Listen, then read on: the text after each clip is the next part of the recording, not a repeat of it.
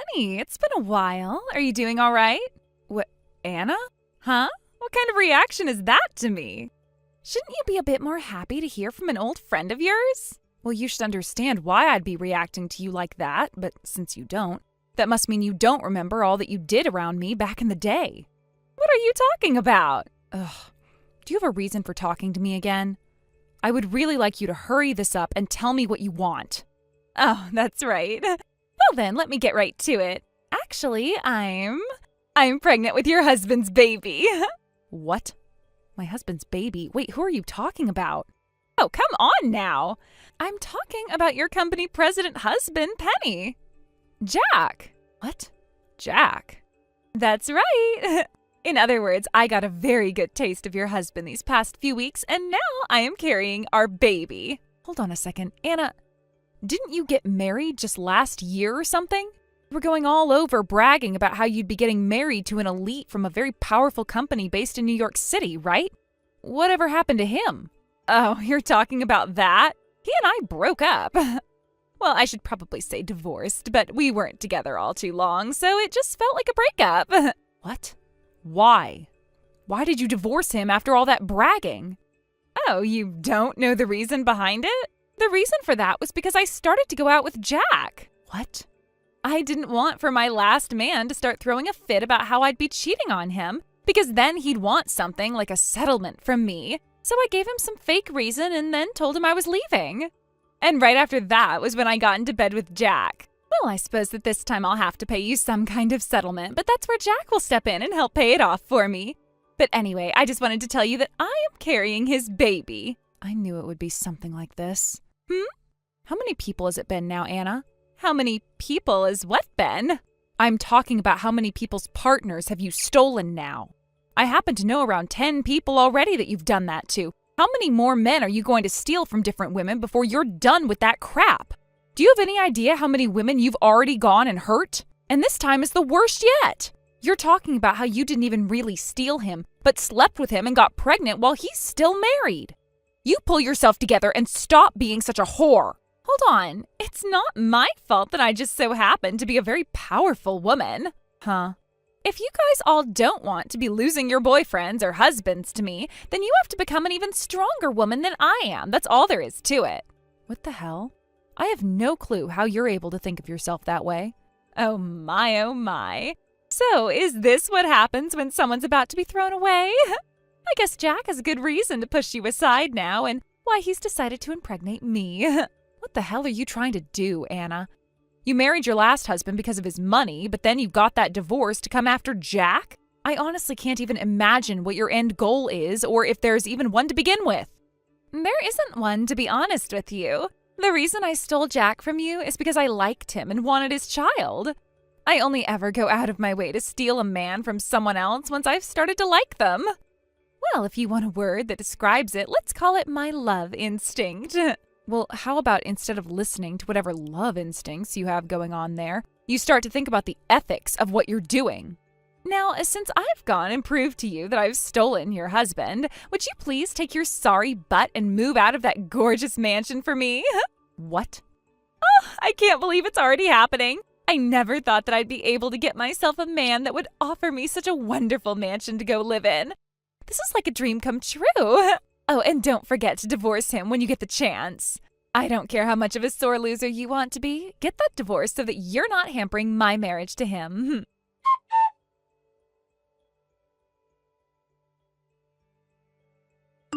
Penny, thank you so much for getting that divorce for me. But of course, it was Jack that went and did all the paperwork regarding the divorce, so we both just had to wait around forever while you took your time signing everything. But tell me now, why? Why haven't you left that huge mansion just yet? Actually, I was just told by Jack today as he came rushing into my apartment that he has been kicked out of that mansion by you after the divorce. Could you hurry it up and leave that place already? My belly is only going to get larger and larger as every hour passes by, and I'd really like to spend the last bit of my pregnancy relaxing in that massive house. Oh, so the divorce has happened now? So you've gone and handed in your marriage papers at the courthouse, right? Well, that's great to hear. Huh? Congratulations. What are you talking about? If all you're going to do is just sit there sending me messages that make zero sense, then how about you use your time doing something productive like leaving that mansion for us? I am the one that's Jack's wife now, and that means I'm one of the owners of that house. Oh? So you still haven't come around to understanding the situation you're in? What situation are you going on about? This mansion happens to be my house. What? Which means that this house is under my name. Huh? And before me, this place was once my mom's grandparents' house, which was handed down to me over time. When I was able to inherit the family company, I was also given this house. What? Also, Jack is not my husband. He's my cousin.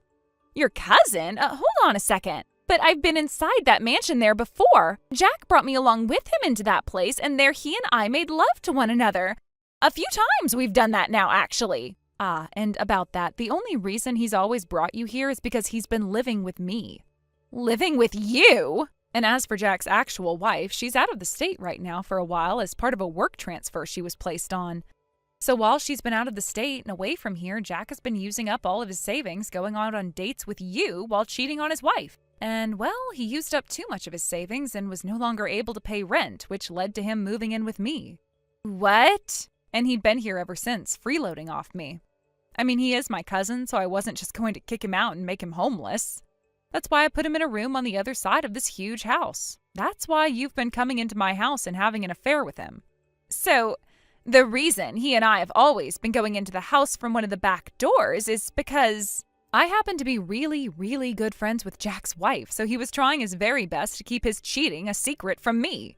Hence, the back door was always your entrance, right? But once I found out from you what was going on, I made sure to prepare things to have him kicked out of here. Honestly, I am sick to my stomach just thinking about how he'd been bringing you into my house to have sex. I know this is a bit overboard, but I am hiring some pro cleaners to come in and clean out that whole room for me now. Hold on. In other words, this means I won't be able to live in that massive house? That's what this means. And as a side note, after what's happened here, everyone in my family is cutting ties to Jack. So he will no longer be allowed back into my house or anyone else in the family's house for that matter. We can't go to anyone's house now? No way. It was my dream to move into a mansion like that and live out my life there. And that's why I made him get me pregnant. Well, that's a bit... Well, I really shouldn't even say anything about that because I don't know what to say, so no comment from me. Hey, please, do you think you can allow me to live in that mansion with you? Why would I allow that? Because I've just become your cousin's new wife, right? You'll help one of your own family members out, right? Like you did for Jack when he was in need. I told you already that the whole family has cut ties to Jack now. But I'm pregnant right now. Right now is the most important time for me to be taking care of my body and this baby. So please, I am asking you to let me come over to that house and live with you. Well, whether I was going to allow something like that or not, pretty soon here I'll be out of this mansion myself. Huh? But that place is under your name still while you're gone, right? Why can't I come live there while you're gone? Because someone else is buying this property off of me. What? You're selling the place? Yep. Why would you do something like that? Well, I started to want to sell this place after I realized that my freeloading cousin was bringing in another woman to have sex with pretty often, even though he already had a wife. Back when my grandparents were still alive, they were living here as well, and they had a lot of servers and house cleaners that would keep this place clean and comfy for us. However, now it's just me here and, on occasion, my parents. So that's another reason we're wanting to move out. The place is way too big for just the three of us, and we can never get around to cleaning everything. So we're selling the house. I have already found myself the next house I'm moving into, and my parents will move in with me. The place isn't all too big, nor all too small. It's the perfect size for the three of us, and we won't have to worry about so many rooms anymore. I'm going to steal your husband then! Good luck with that. I don't even care if he has a lot of money or not. The fact that you've gone and ruined all my plans, I'm going to make you pay for. And I'll do that by taking your husband from you and making him mine. And considering how nice of a body I have, that'll be so frickin' easy for me. Well, you'd better be ready for the day he tells you he doesn't love you anymore. And like I was saying, good luck with that, because I don't have a husband yet. What? I'm still single. I have a fiancé, though, I'll tell you that much. Then I'm going to steal that fiancé of yours from you. No, I don't think you will. We won't know unless I've tried. You don't even have to try, though, to know the answer to that. He's with me right now looking at my phone as we have this little conversation. Huh? He already knows the true kind of person that you are. And right now he's been sitting next to me going on and on about how impossible it would be for such a toxic and shallow whore like you to steal him from me. So there you go. Huh? Also, I don't think you're in the position to be coming after me now. Why not? You just got married to Jack, right? And you also have a baby with him coming soon. There is also the thing about how Jack has around $30,000 worth of debt right now. $30,000 of debt? I'm not sure how he got into that kind of debt, but it started to come up after he began to cheat on his wife with you. What? No freaking way. All of those things he bought for me on our dates, he did so with borrowed money? You'll both also be responsible for paying a settlement to his ex-wife.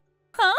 He still hasn't paid her any of that? You think he can pay that off when he's already $30,000 worth of debt? For crying out loud! From what I've heard, the best way of getting that settlement paid off is to have them start taking money from your guys' income each month. So from now on, you both are going to have to try really hard not to spend any money and to work as often as you can. So that settlement, we have to actually pay that? While also paying off the debt that Jack is already in? That's right. There's also the money he'll have to give back to his ex-wife for using some of her income to cheat on her while she was out of state. That too? Well, yeah. You thought she'd let him get away with something like that too? Not a chance. That's why you'll have to start helping pay that back as well. No way. What's going on here? Jack was supposed to become my rich company president husband.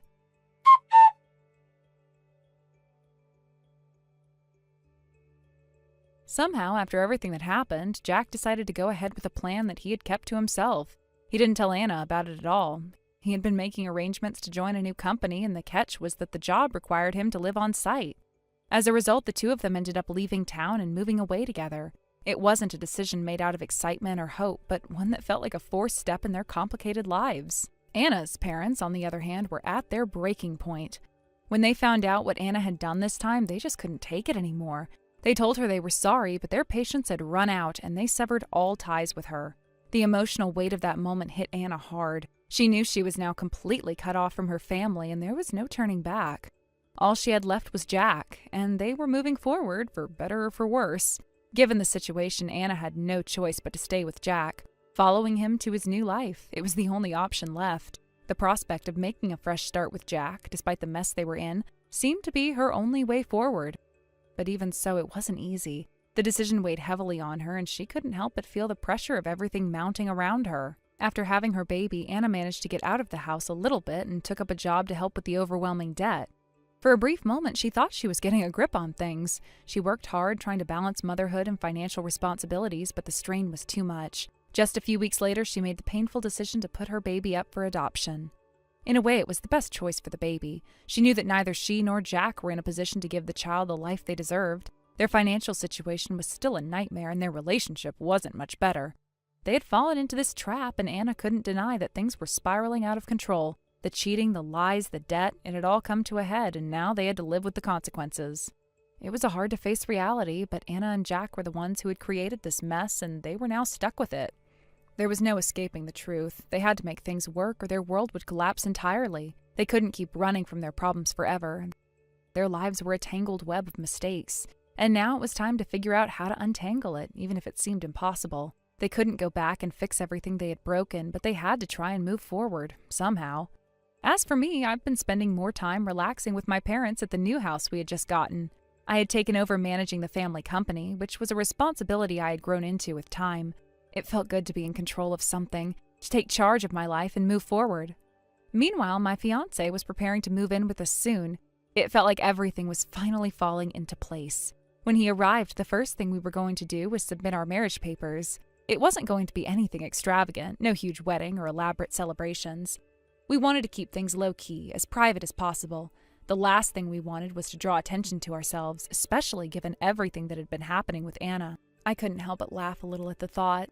The idea that Anna might hear about us getting married and somehow try to come back into the picture, coming after my fiancé, seemed almost too ridiculous to entertain. But then again, nothing about her actions had seemed reasonable lately.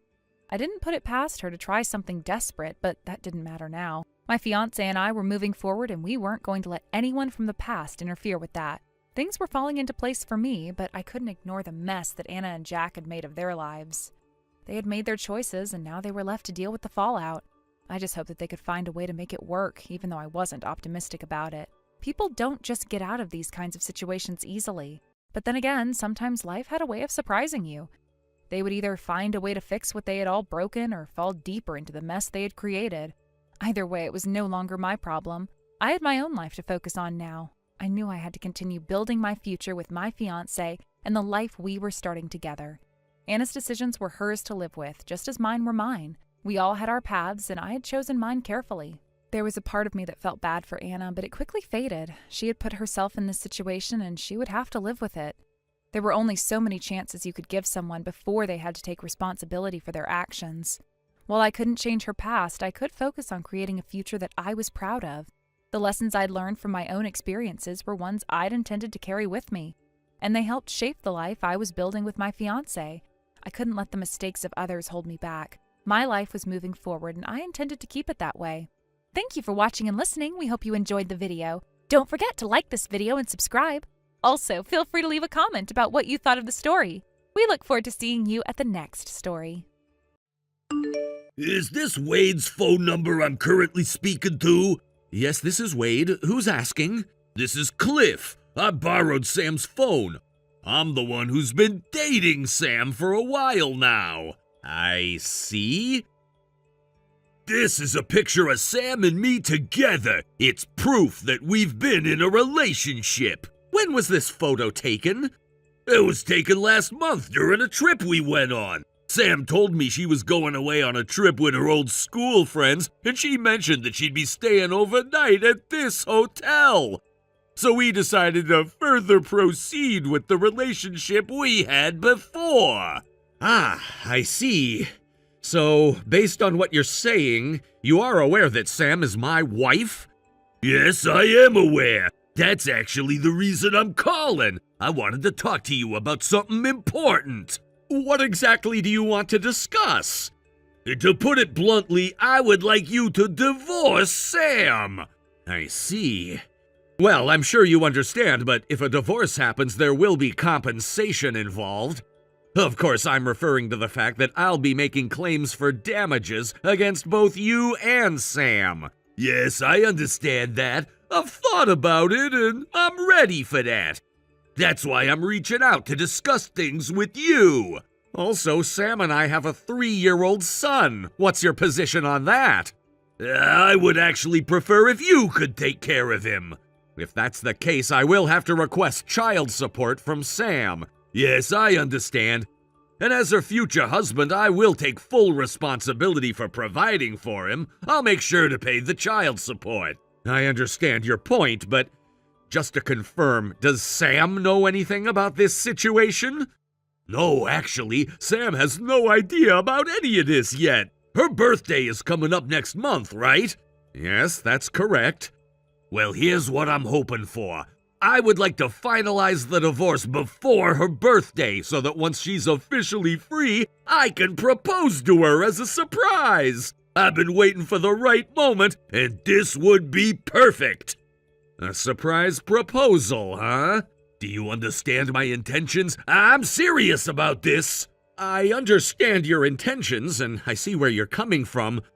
But before I make any decisions about a divorce, I need to discuss this with Sam. So I can't give you a final answer right away. I'll need time to talk to her and then get back to you with a proper response. I see. Well, I'll be waiting for your reply. I really hope you'll consider everything carefully. I understand that you're serious about this. However, as I mentioned, I need to speak with Sam first. This isn't something I can decide on my own. That's fair, of course. I completely understand. But let me tell you something. This isn't just some casual thing for me. Sam and I have been together for a while now, and we've built something important. I want to make her my wife, and I want to be with her for the rest of my life. I appreciate that you're being honest with me about your intentions, But I still need to talk things over with Sam. I can't make any decisions without consulting her first. I understand that, and I'll respect that. But I'll say this, I'm prepared for whatever comes next. I'm ready to support Sam in every way I can. And if that means being her husband, then I'll gladly step up and take on that responsibility. I'm sure you will, but I also have responsibilities. As Sam's husband, I've taken on responsibilities that I don't plan to give up easily. I have a family to protect, and I'm gonna make sure that no one gets hurt in this process. I understand that, I really do. But I want you to know that my intentions are pure. I want to be with Sam, and I'm willing to do whatever it takes to make that happen. Well, we'll have to wait and see how things unfold. Again, I will talk to Sam, and then I'll let you know where we stand. Thank you for understanding. I hope that you will seriously think about what I've said and take it into consideration. I will. I'll make sure to discuss it thoroughly with Sam. Please, be patient, and we'll figure things out. Thank you for your time. I'm looking forward to hearing from you soon.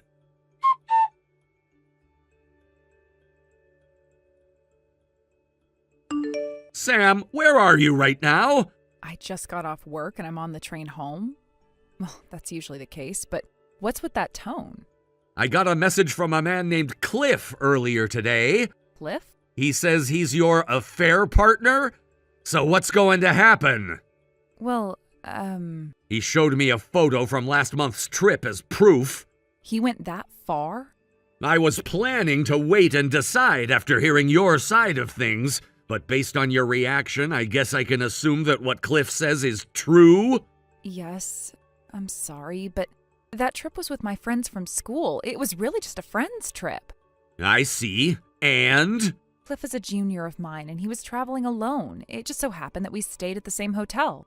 We hit it off and spent a lot of time chatting in his room about old memories, and the atmosphere just took over. I admit it. I'm sorry. I understand it's not about the number of times, but I want you to know that it was just that one time with Cliff. Since then, he's been messaging me a lot, but I haven't replied or met him. I see. I've been thinking for the past month about whether or not I should be honest with you. But now that it's come to this, I know I have to accept that divorce might be the only outcome. I'm really sorry. Well, I understand now. We'll talk face to face when we meet. Yes, I'm sorry. But you know, there's something that doesn't quite add up between your story and Cliff's. What doesn't add up? Cliff was all ready to marry you. What? He said he wants to propose to you on your birthday next month, but he wants me to divorce you before that. What is that? I don't even know how to respond. I didn't even have that intention, and if I could go back, I regret it all. I even talked to Cliff about it, but guess he didn't understand. Anyway, we'll talk tonight. I'll show you the messages from him then. Divorce is almost certain for me, but I think there's something wrong with how Cliff and I are not on the same page. Yes, I'm really sorry for all the trouble I've caused.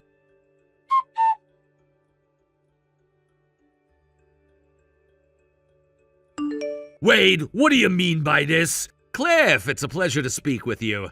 I had Sam contact you, and this is the situation. We are proceeding with the divorce, but Sam has absolutely no intention of marrying you.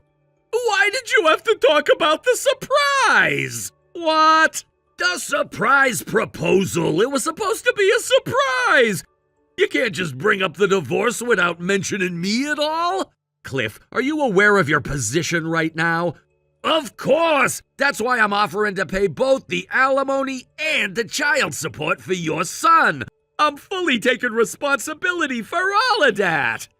However, the issue is that Sam, the person involved, says she considers the whole situation a mistake. She wants to make amends to both me and our son, so she's willing to take care of the alimony and child support herself. She plans to pay from her own money. Understood, then let's do this. What are you suggesting? I'll double the alimony that we initially discussed. How does $600 sound? What? It feels a bit strange to be offering money as compensation for Sam, but there's no choice, right? Wait, hold on. $600? Are you serious? Is that not enough? Fine, let's raise it to $800. Hold on a second. Oh, and we shouldn't forget the child support. So the total amount for both alimony and child support will be $900. Wait. I'm offering such a generous amount that I'm sure Sam will accept it without hesitation. Cliff, let me explain something. Yes? Have you done any research on the typical amounts for alimony and child support? Typical amount? I'm not a professional, so I won't specify an exact amount, but since it was a one-time affair, it will likely be far less than a long-term affair. However, I can tell you that you should expect the number to be 1 digit higher than what you're anticipating. What? So, 900? No, it's the opposite. I've heard that the typical amount could be in the hundreds of thousands of dollars. What? In fact, if it had been a long-term affair, the total could even reach several $100,000. That's completely absurd! As for child support, the typical range seems to be between $200 and $400 per month. That much? Well, Sam has no intention of marrying you, and she plans to take care of the payments herself. You only need to worry about paying the alimony. There's no way that's possible! Huh? It's ridiculous to be asked for such a huge sum of money when it's just a matter of two people who love each other and are meant to be together. You're trying to take advantage of me, aren't you? Or is this some sort of revenge for me taking Sam away from you? Is that really how you see it? Well, isn't it obvious? Sam and I confirmed our love for each other that night. We were meant to be together. She can't possibly mean what she's saying about not wanting to marry me. I'm sure you're forcing her to say that. Please, let Sam go and set her free from this situation. And as for alimony and child support, I'll settle for a total of $500. I keep telling you, the numbers are completely off. You're trying to punish me by demanding such an unreasonable amount of money. Fine, this is my final offer. This is impossible. We're not getting anywhere with this conversation.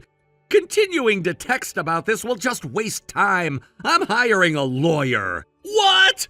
For now, please stop contacting me or Sam directly. Sam has already blocked you, I believe. What? That can't be right!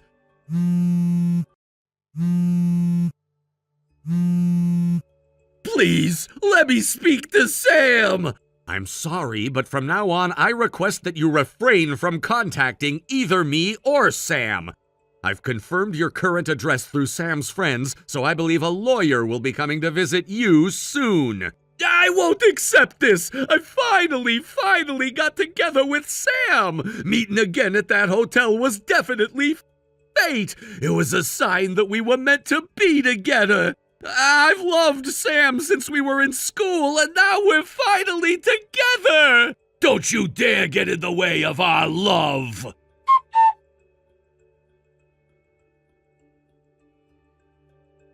After the divorce from Sam, I was granted custody of our son. The decision wasn't made lightly, and there were a lot of emotional and legal battles we had to face. Sam and I had been through a lot together, and the road to separation wasn't as clear-cut as I had initially hoped. But in the end, after everything settled, I was the one who ended up with custody of our child. Sam had shown a lot of regret for her actions during the marriage, and that was something I didn't take lightly. It wasn't easy, but I decided to be understanding. Sam, realizing the seriousness of her situation and the consequences of her actions, agreed to reduce the alimony she would owe me. This was a significant step because, at one point, I thought the amount she would be required to pay would be much higher. However, we came to an agreement that she would make payments for child support in installments, which allowed us both some breathing room financially. We also decided not to go through with a division of property, meaning that I wouldn't be entitled to a share of her assets. In a way, this was a relief because it simplified the process, though I would be lying if I said it wasn't a little disappointing. The financial arrangements had been difficult to settle, but it was the emotional aftermath of the divorce and dealing with Cliff that took the longest time to sort out. Cliff, who is a key part of our separation, became a significant source of stress and conflict. From what I could gather, he seemed to believe that Sam's reluctance to marry him was somehow tied to our son and me. He thought that the bond I shared with my son was preventing Sam from being able to fully commit to him. This idea came out of nowhere, but it became a huge issue for all of us. Cliff, for reasons I still don't fully understand, became increasingly erratic in his behavior as time went on. There were several incidents where Cliff's behavior escalated. At one point, he made an attempt to abduct our son. I couldn't believe what was happening. I never thought something like that would happen to us. He tried to take my son, and it was all too much. That was when I realized that things had gone too far, and I had to take action to protect both myself and my child. Cliff didn't stop there, though. There were other disturbing incidents, such as me being attacked one night while walking alone.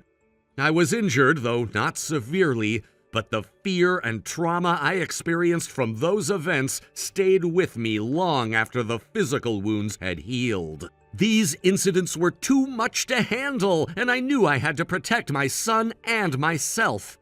I filed a report with the police detailing everything that had happened.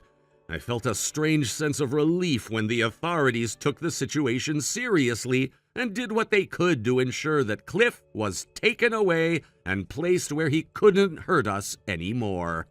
It wasn't an easy process, and it took a long time before I felt safe again, but I knew I had done what I needed to do to safeguard my family. I couldn't allow Cliff's actions to dictate my life or my son's future. During this time, I had to make some decisions that would affect the rest of our lives. I couldn't stay in the same place with all that had happened, so I packed up and moved away with my son. We moved into my parents' house, a place I had not lived in for many years. It wasn't ideal, but it felt like the safest place to be at the time. I didn't want to risk staying in a place that felt unsafe, not with everything that had occurred. My parents were incredibly supportive, and having them around gave me the strength I needed to move forward. They helped me and my son settle in, and it felt comforting to know that we were surrounded by people who cared about us. Sam, for her part, also decided to move out of the home where she had been living. She went back to her parents' house, which wasn't a decision I expected her to make, but it was probably for the best. I knew she needed to get some space and sort things out in her own way. The situation was difficult for everyone involved, and we all needed time and space to heal. It wasn't just about me and Sam anymore. It was about our son and what was best for him. I couldn't let the events that had happened affect his life any more than they already had. Now, our relationship with Sam is limited to being co-parents. We only contact each other when necessary, and it's all about our son. That's all that matters. We don't talk much beyond the essential things like arranging schedules and ensuring that our son's needs are being met. While I wish things had turned out differently, I know that this is the best course of action for everyone involved. We've both had to make sacrifices, but at least now we're both focused on what's most important. As for Cliff, things have been quiet for a while. I'm not sure what happened with him after everything ended, but I know that I did what I could to keep him away from my family. His parents, who were probably just as shocked by his actions as I was, reached out through their lawyer to apologize for the way things unfolded. It wasn't much, but it was something. I was glad to hear from them because it meant that they recognized how wrong their son had been in this entire situation. I never wanted things to get this far, but I knew I had to take a stand for the safety and well-being of my son and myself. Now, As time goes on, things are starting to feel a bit more normal. The fear and anxiety that haunted me during those dark times are slowly starting to fade.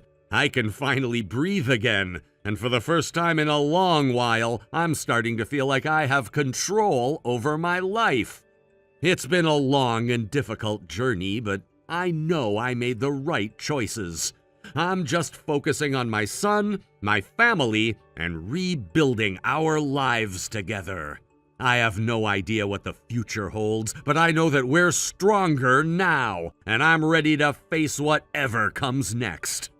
Looking back, I realize how much I've learned through everything that's happened. It wasn't just about surviving, it was about finding the strength to move forward even when it seemed impossible. I don't regret my decisions, and while I still have a lot of healing to do, I know that I've done what was necessary to protect my son and give him the life he deserves. Peace is slowly returning to our lives, and I'm hopeful that the worst is behind us. Thank you for watching and listening. We hope you enjoyed the video. Don't forget to like this video and subscribe. Also, feel free to leave a comment about what you thought of the story. We look forward to seeing you at the next story. Hey, Alexis, where are you going? Why did you leave before me? I was planning to have you cover my part of the bill. Seriously, come back here right now. Excuse me, what are you even talking about? We didn't come to this cafe together, remember? I was already here, minding my own business when you walked in and sat down. It's not like I promised to treat you or anything, so why should I be responsible for paying your bill? Oh, don't act like that. What's your problem? I came up to you at the cafe, didn't I? I even said hi to you. Given the circumstances, it's obvious that you should treat me. Do you even realize what kind of position you're in right now? You're in no position to refuse, Alexis. What are you talking about? What position? Oh, wow. Is that really the attitude you want to take? What do you think your husband would say if he knew you were here today, having tea with that man? And what about the moms from your social circle? What would they think if they found out? Why would it matter to anyone? Seriously, go ahead and tell them if you want. It doesn't bother me. Don't play dumb with me. I've already thought about this carefully. Just in case some people might not believe me if I told them, I made sure to take a few pictures. That's right, I've got photographic proof. So no matter what excuses you try to come up with, there's no way you can deny this now. Get it? I don't think you understand. I haven't done anything that would require me to deny or hide. Even if you try to spread rumors about me, it won't hurt me in the slightest. I'm not worried about it at all. Wait, what? Are you serious right now? Wow, to hear you say that. Wait a minute, could it be? Oh, I see how it is now. What are you going on about? So that's what's going on. You're saying it doesn't even matter if people find out about your affair, huh? You've reached the point where even if the truth comes out, it won't make a difference to you. Affair? What are you talking about? I'm not having an affair. Oh, please, you don't have to hide it anymore. The man you were sitting with at the cafe, he had that dashing, slightly older vibe, didn't he? He looked like the kind of guy who could sweep someone off their feet. Listen to me, that man is not my lover, okay? I was meeting with him for work, that's all, nothing more. Oh, sure, work, huh? That's such a typical excuse. You really expect me to buy that? I'm serious. Can you please just listen to what I'm saying for once? You're not even giving me a chance to explain. This isn't a conversation anymore. You're just talking over me at this point. But anyway, let's not dwell on that for too long. Your husband, his family runs a company, doesn't he? And your child is a girl, right? So if I were to marry your husband, that would automatically make my son Russell the heir to their family business, wouldn't it? Holly, what are you even talking about? Oh, it's all starting to make sense now. I should probably start preparing my divorce papers. Wait, hold on. What? Where is this coming from? Oh, I haven't mentioned this before, have I? Actually, my marriage has been on shaky ground for a while now. Divorce has come up as a possibility, but I've been hesitant to move forward because of financial concerns. But now this is my golden opportunity. If I marry your husband, not only will I have financial stability, but I'll also be stepping up in life. It's like hitting the jackpot. Holly, seriously, stop and listen to me. Oh, and about the cafe bill, don't worry about it. I'll pay for it myself. Holly, listen. The person I was having tea with earlier isn't some secret lover. He's the owner of that cafe. I work as a web designer and he hired me to redesign the cafe's website. That's why we were meeting, to discuss the project. As for why we were sitting in the customer area, there's a very practical reason for that. I wanted to experience the cafe's atmosphere firsthand so I could incorporate it into the website design. That's all there is to it. Nothing personal, nothing inappropriate. And let me just say this, Holly. Even if, hypothetically speaking, I were to get divorced, which, let me be clear, I am not planning to, what makes you think you'd automatically become my husband's new wife? Do you really think relationships work like that? You're skipping over so many steps here, falling in love, building trust, forming a connection. It's not some automatic process. Holly, are you even listening? Hello?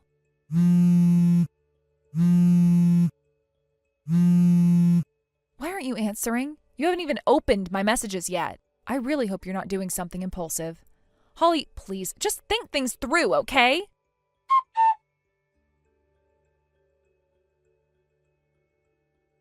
Oh my, I was wondering why there were so many missed calls. Oh, so that's what this is about. Holly, finally, you've read the messages. So the man I thought was your affair partner turns out to be the cafe owner. Got it. It looks like I jumped to conclusions. My mistake. But, well, that's just a minor detail now, isn't it?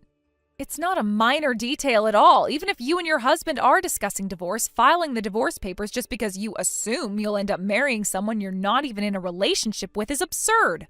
It's unthinkable. Honestly, it's a massive nuisance for me, so please stop this nonsense. Oh, about that. You know that process of falling in love thing? Well, I've already taken care of that step. Taken care of it? What are you talking about? Exactly what I said. Your husband has been head over heels for me for ages now. What? It all started last year during the kindergarten sports day. We both fell in love at first sight. Every time we crossed paths during drop-offs or pickups, we'd silently communicate with our eyes. It was like we understood each other on a deeper level. The clincher, though, was during the Christmas party. Even though we were seated far apart, we kept exchanging longing glances. I've been ready and waiting for him to confess to me ever since then.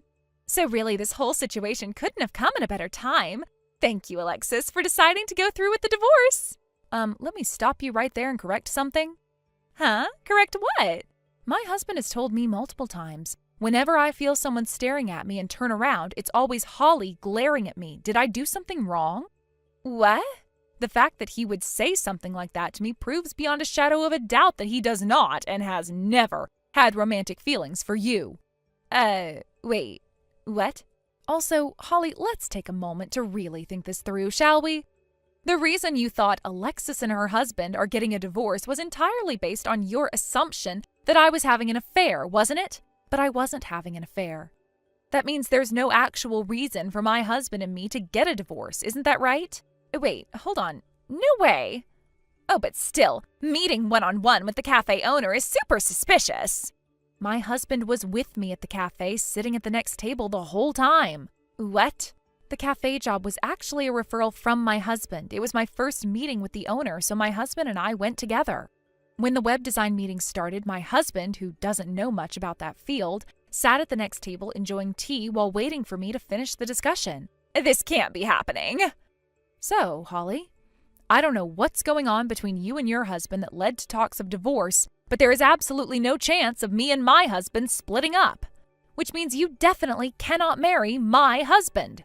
As I said earlier, please don't act rashly, okay? It's already too late. Wait, what? I already submitted the divorce papers earlier. What? Now I'm back to having to pay alimony. I was planning to rely on your husband's income after marrying him, and now everything is ruined. Everything. Ah, so you were the one being asked to pay alimony. Do something! I mean, this is entirely your problem, not mine, right?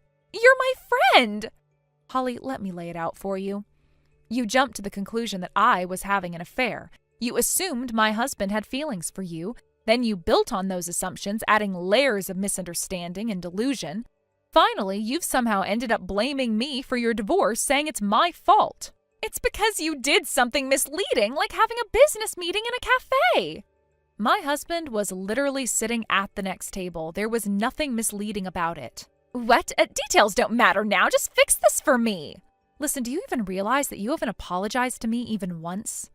Something like that? Yeah, I'm done. I won't be associating with you anymore. Wait, hold on a second. I'm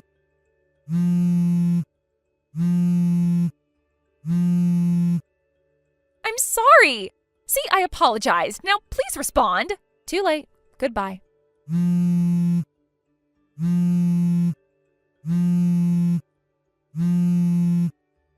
Alexis, answer me.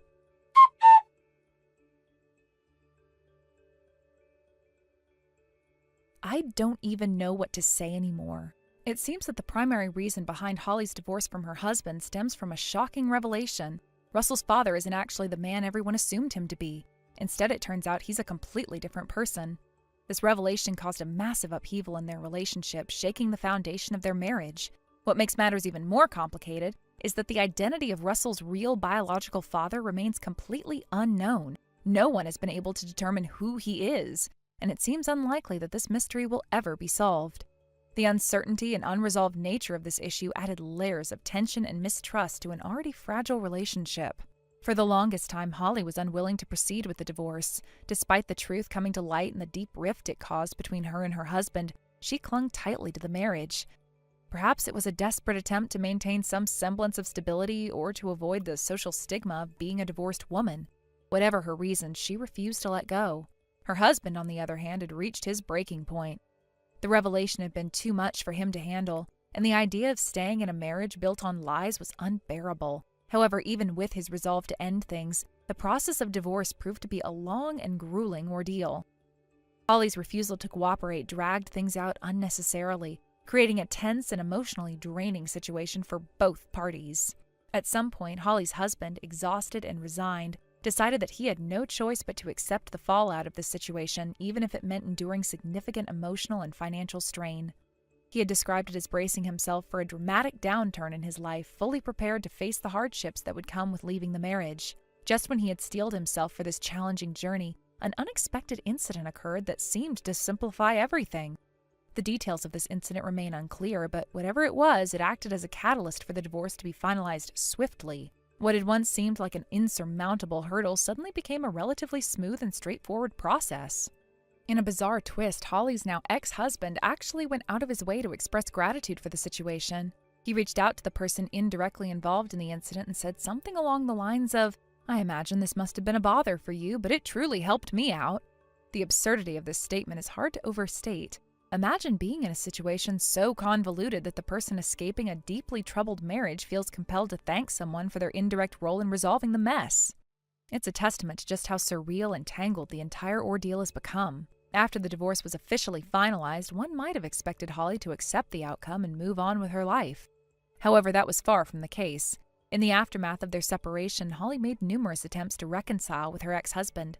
She pleaded with him, made emotional appeals, and tried to convince him to give their relationship another chance.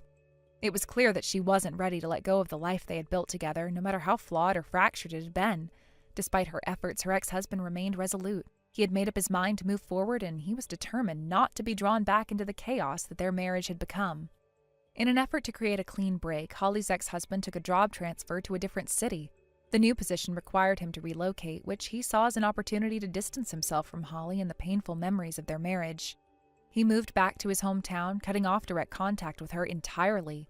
Holly was left with no address or phone number to reach him, making it impossible for her to continue her attempts at reconciliation. In essence, he disappeared from her life completely, leaving her to pick up the pieces on her own. Now, all communication between Holly and her ex-husband is conducted through lawyers. These interactions are focused primarily on matters related to alimony and other financial settlements that arose from their divorce. The negotiations have been drawn out and contentious, with both sides struggling to reach an agreement that satisfies their respective needs and obligations. It's a complicated and emotionally charged process, further exacerbated by the lingering resentment and unresolved issues between them. Not too long ago, I happened to see Holly in passing. The sight of her was striking. She looked completely worn out, as if the weight of everything she had been through had taken a severe toll on her. Her once vibrant and confident demeanor was nowhere to be seen. Instead, she appeared gaunt and frail, her face pale and her cheeks hollow. Dark circles under her eyes hinted at sleepless nights, and her overall appearance suggested that she had been working herself to the brink of exhaustion. Whether it was to cover the expenses that came with the divorce or simply to keep herself afloat in the aftermath of everything that had happened, It was clear that she was struggling. It's difficult to see someone in such a state, especially when you know the person they used to be. Holly was once a woman who exuded energy and self-assurance, someone who seemed capable of handling anything that came her way.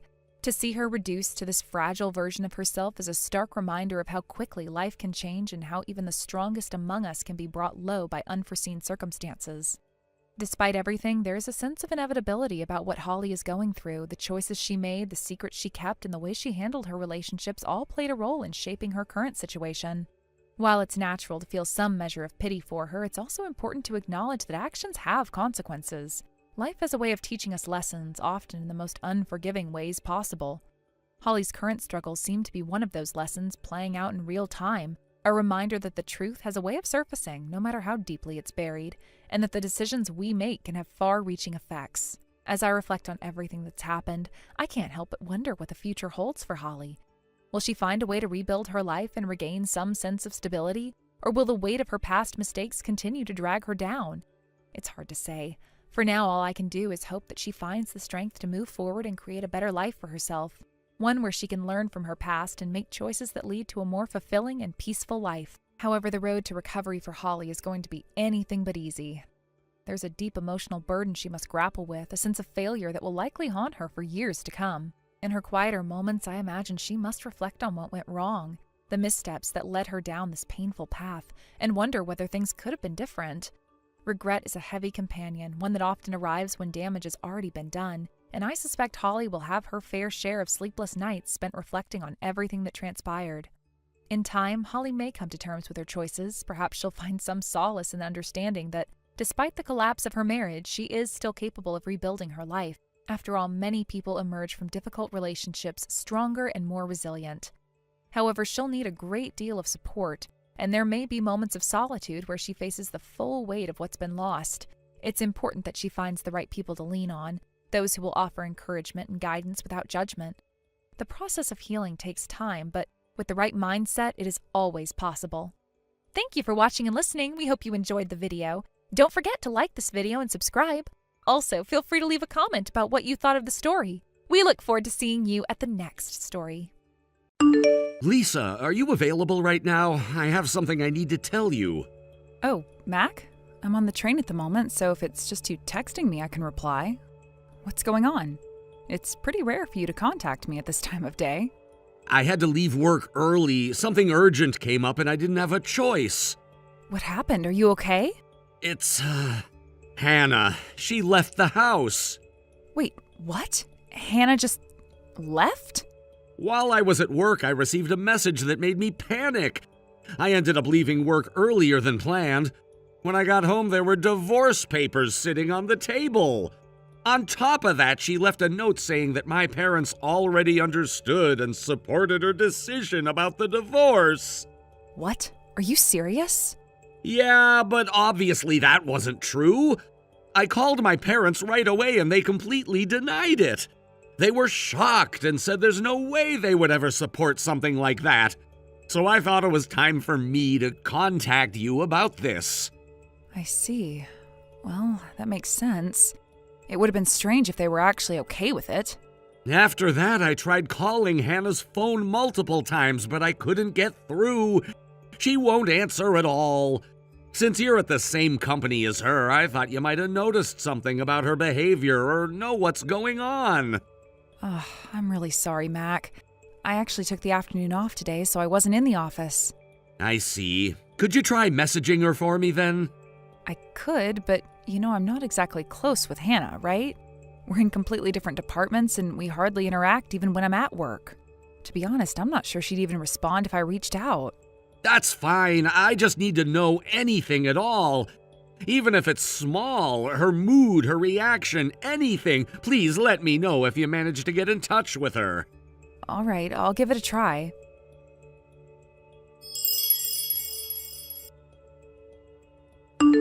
Hannah, hello. Where are you right now? Oh, Lisa. Did Mac reach out to you?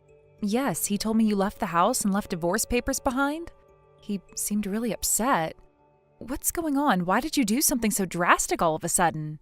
Well, from Mac's perspective, I suppose it might look sudden. But for me, this wasn't something that just happened out of nowhere. To be honest, I've started seeing someone else. What? Are you serious? Yes, I know what you're thinking. I can guess exactly what's going through your mind right now. But let me make one thing perfectly clear. I haven't taken things too far with him. There's nothing physical going on between us yet. I'm very aware of the boundaries I need to respect. Then why? Because I don't want to drag him into something messy. If I were to stay in this marriage while deepening my relationship with him, it would only bring him unnecessary trouble. That's why I've decided to keep things between us purely emotional for now. It's not ideal, but it's the right thing to do under the circumstances. I'm sorry, but I still don't understand. How could you just leave Mac like that? I left a letter for Mac explaining everything. I also asked him to submit the divorce papers by the end of the day. You really think it's that simple? Divorce isn't something you can decide and settle in a single day. I know it's complicated, but I've made up my mind. I'm hoping that Mac will understand eventually. Honestly, I know this will be uncomfortable for you two since we work together. I hope it won't make things awkward between us. If you could continue treating me the same way at work, I'd really appreciate it. Hannah, I think you owe Mac a proper explanation. Don't you think you should sit down and talk to him face to face before making such a life-changing decision? Lisa, I know you're just trying to help, but having a conversation with Mac isn't going to change anything. My decision is final. As far as I'm concerned, when the clock strikes midnight tonight, I'll be single again. And once that happens, I'll be free to truly be with him. Hannah, you can't be serious. Divorce isn't something you can just push through in a single day because you've decided you're done. It's far more complicated than that. Lisa, you're still single. Of course you wouldn't understand the complexities of marriage and what I'm going through. I don't expect you to. Anyway, I really need to get going. He's waiting for me. Hannah, wait, please, just listen for a moment.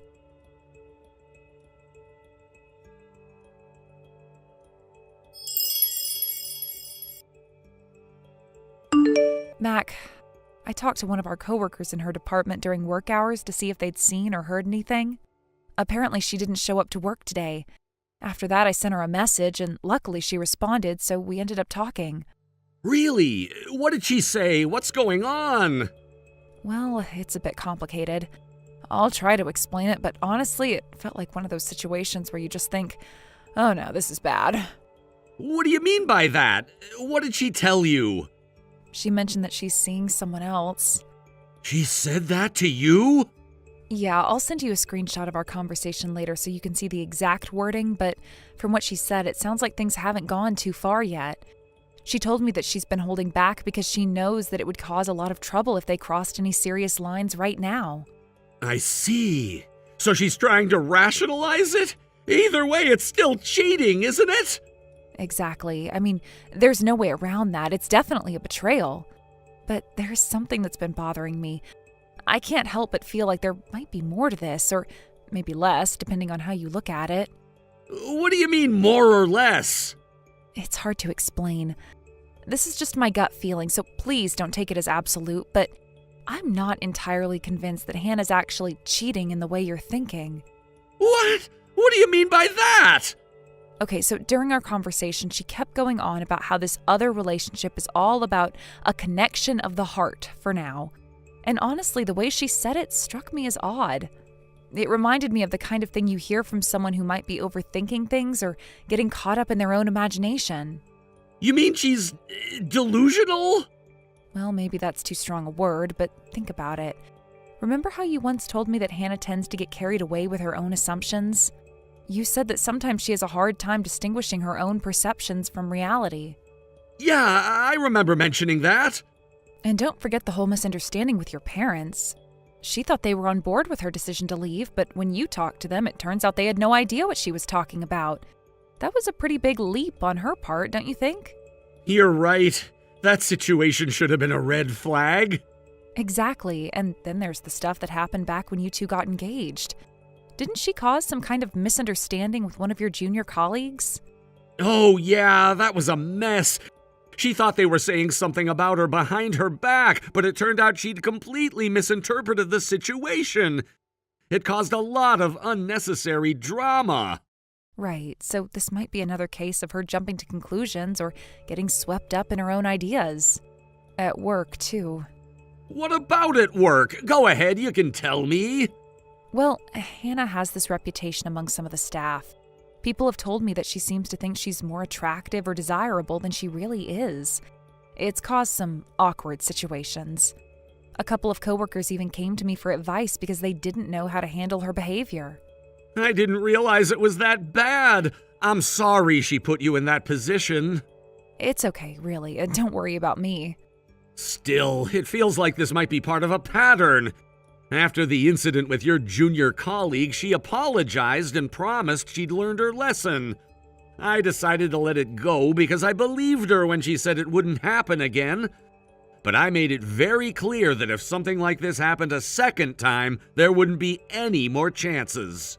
Well, that makes sense, and I appreciate you sharing your thoughts. Like I said, this is just my perspective. If it turns out I'm completely wrong, I'm sorry.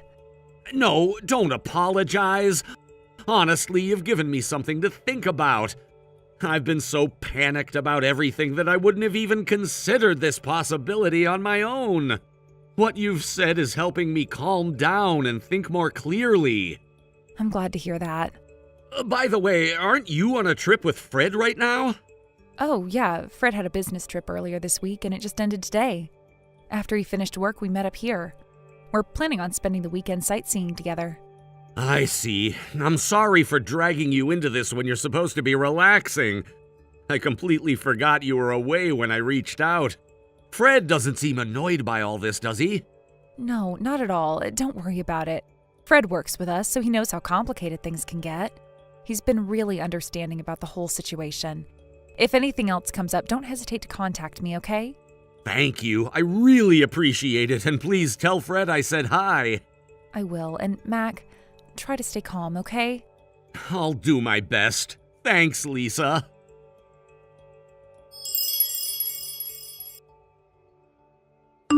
Lisa, what's going on?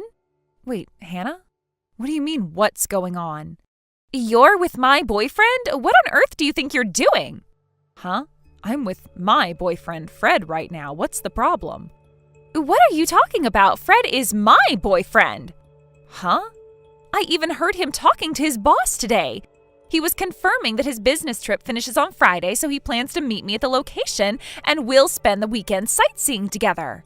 He got approval from the company to do this, so that's why I'm here. But then I saw you checking into the inn with Fred. Explain this. Wait, hold on. Hannah, are you saying that Fred was your target all along? Target? What are you talking about? Fred isn't the kind of person to cheat. He has no intention of being involved with you in any way. What? Are you saying you are the one he's cheating with? Huh? Well, once today is over, I'll be officially divorced, so I'm willing to overlook this for now. But you'd better return my Fred to me quickly. Look, Hannah, Fred and I have been together for almost 4 years now.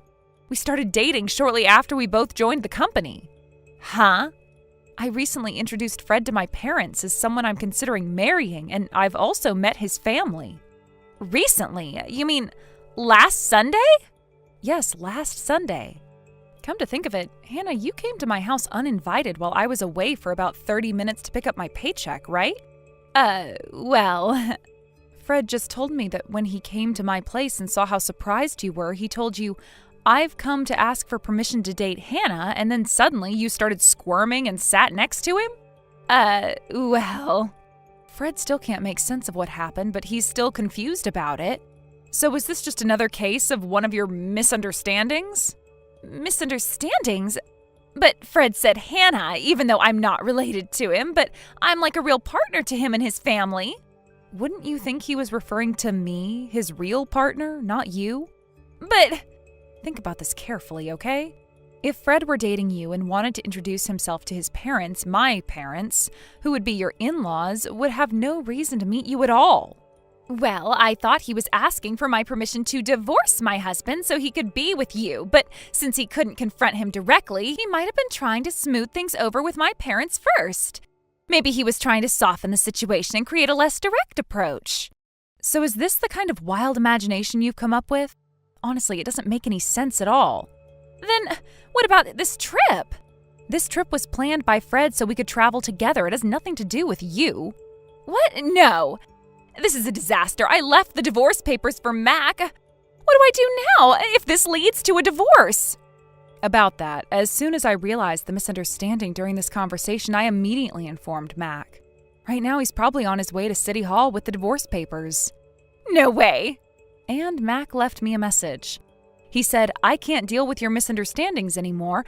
I'm leaving today and will pack my things. I'll transfer half of the assets into your account by tomorrow. I won't ask for alimony, but stay away from me from now on.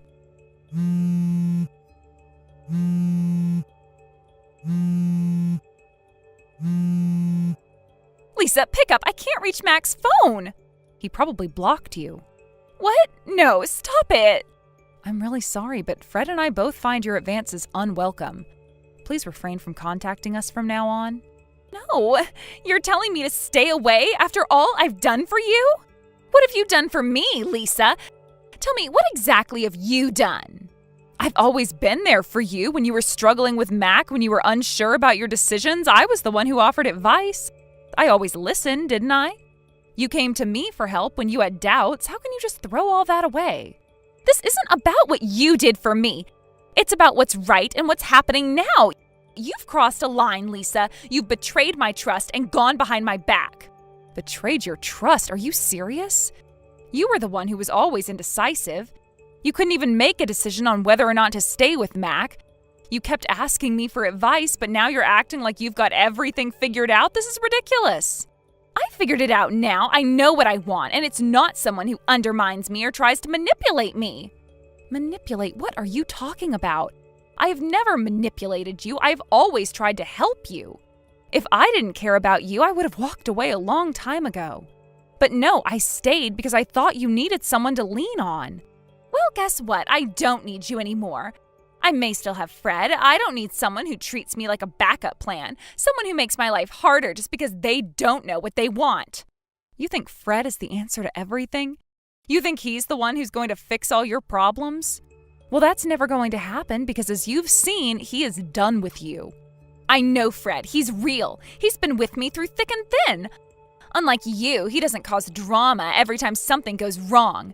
So I'm positive he's not answering my calls because he's really busy with something else. All right, Hannah, say whatever you'd like about Fred and I, but just know that if you continue to try and call and text us, we're going to block you just like Mac. Now, please stop texting me.